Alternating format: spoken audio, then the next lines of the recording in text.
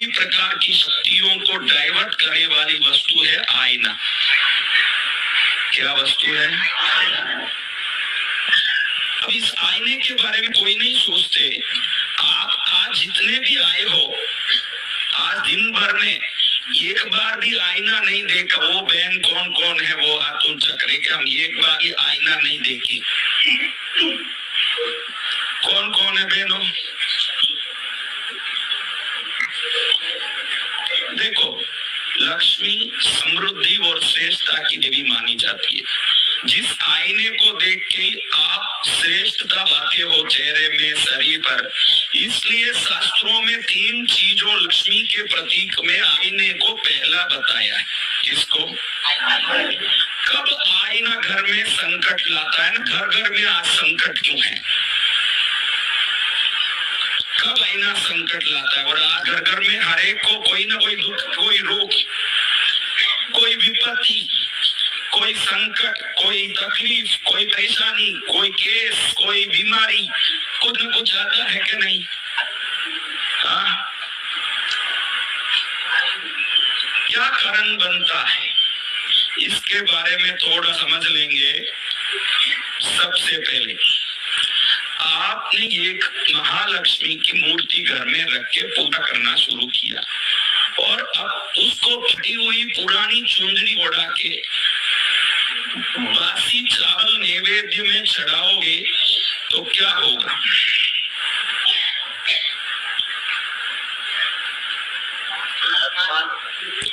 अगर आईना कांच लक्ष्मी है तो कोई भी घर वाले ये समझते नहीं है कि ये लक्ष्मी है, तो इसको भी ताजा तराजा रखना चाहिए। ज्यादातर घरों के आईने में बहुत पुराना आईना जिसका पूरा रस निकल चुका हो, चेहरा भी देखना हो तो 4 बार घूर घूर के देखना पड़े, वो आईना बदलाने की भी इच्छा नहीं होती। जो बहने 500 साड़ियां लेके हर हफ्ते में 2 बदलाती रहती है, आपके घर के आईने को 15 साल में एक बार नहीं बदलाती, लक्ष्मी वहां कुपित होती है।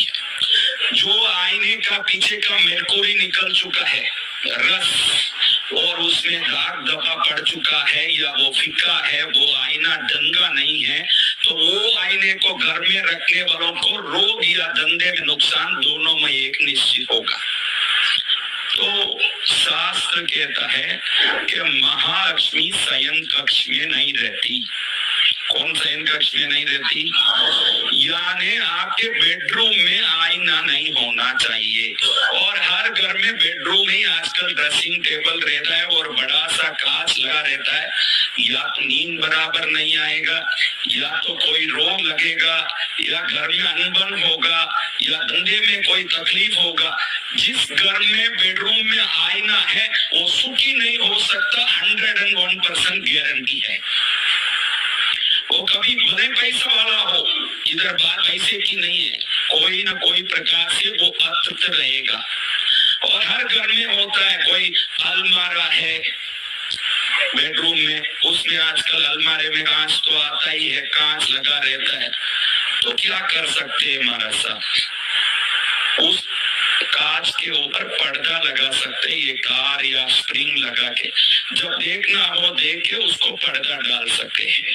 ड्रेसिंग टेबल है तो देखना हो तो देख के पर्दा लगा सकते हैं, क्योंकि ये कांच ऐसा है जो 16 दिशाओं में, देखो आप ऐसे देखते हो और आपका चेहरा दिखता है, इसका ये नहीं कि कांच आपके सामने रिफ्लेक्ट हो रहा है, आपकी दृष्टि पड़ती है, उसके बाद वो रिफ्लेक्ट होता है, और रिफ्लेक्शन पीछे जाता है, पीछे जाके ईस्ट में, वेस्ट में, आंख में, साउथ में, south east, south west, north west, north east, 16 दिशाओं में रिफ्लेक्ट होके हर दिशा में हजार गुना रिफ्लेक्शन ले जाता है।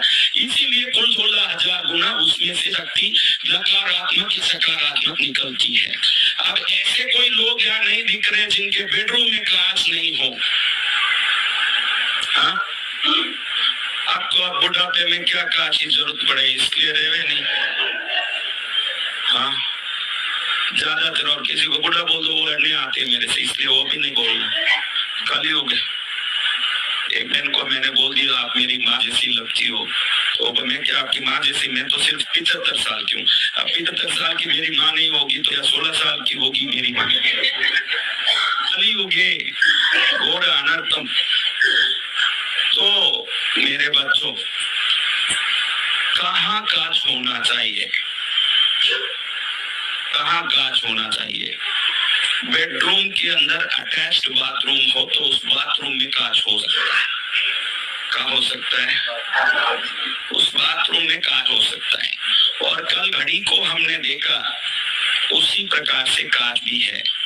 कांच या तो नॉर्थ में लगा हो या ईस्ट में लगा हो, इसके सिवा किसी भी दिशा में लगेगा वो कांच घर का सत्यानाश करके ही रहेगा, उसके वो कोई रास्ता ही नहीं है। आप साधारण कांच मत समझना है। आप मेहनत ही नहीं करो, फिर भी थोड़े से मेहनत में बहुत बड़े समृद्धिशाली बनना हो तो कुछ सौभाग्य देने वाले वस्तुओं का आदर करना सीखना पड़ेगा। आज के युवाओं में अचानक एक कांच उठाएंगे और टेबल पर रख देंगे और ऐसे करके ऐसे ऐसे सेव करने लगेंगे।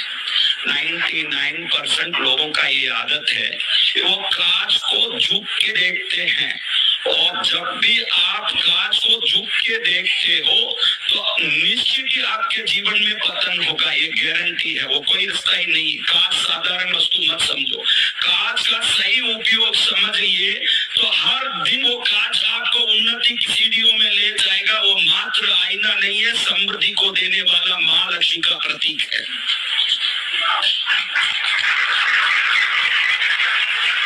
कांच कैसे होना चाहिए?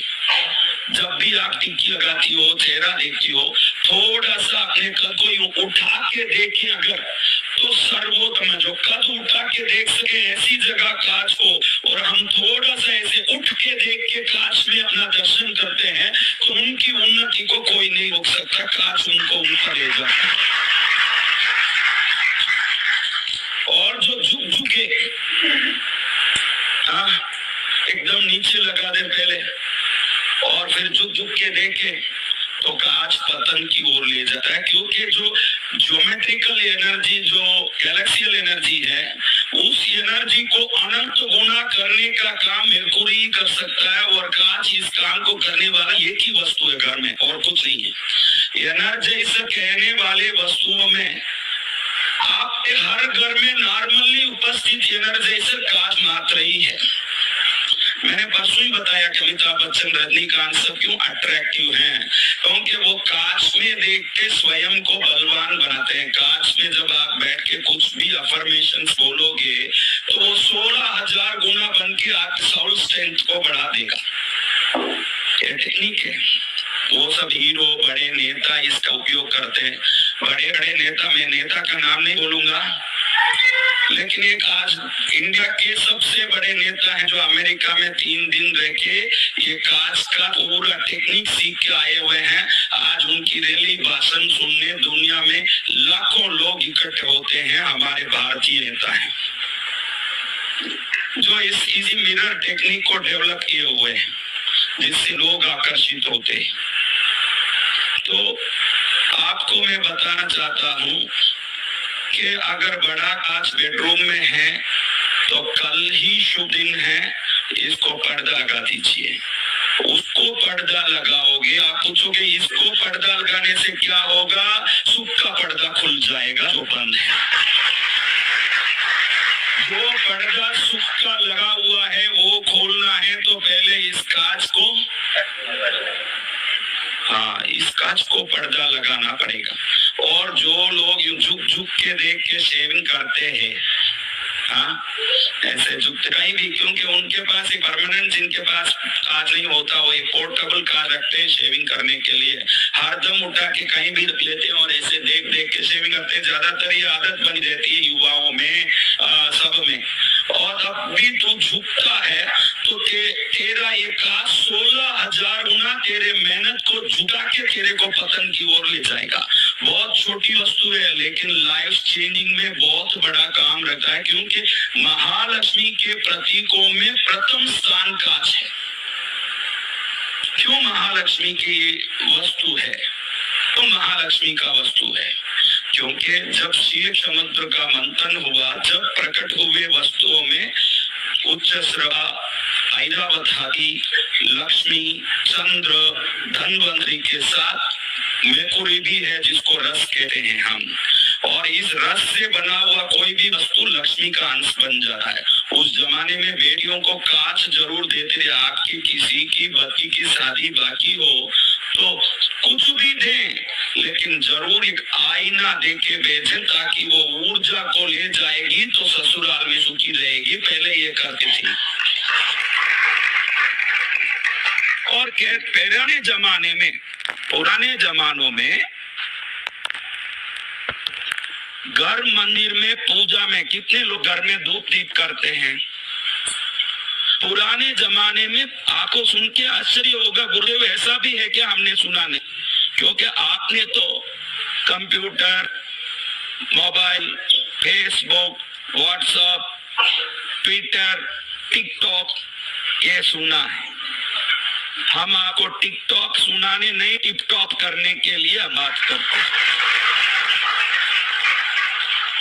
अब आपको ये जानना है, क्या जानना है कि पुराने जमाने में घर में मंदिर में छोटा सा कांच भी पूजा में रखते थे। आप कितने लोग कांच को पूजा में रखे हुए हो?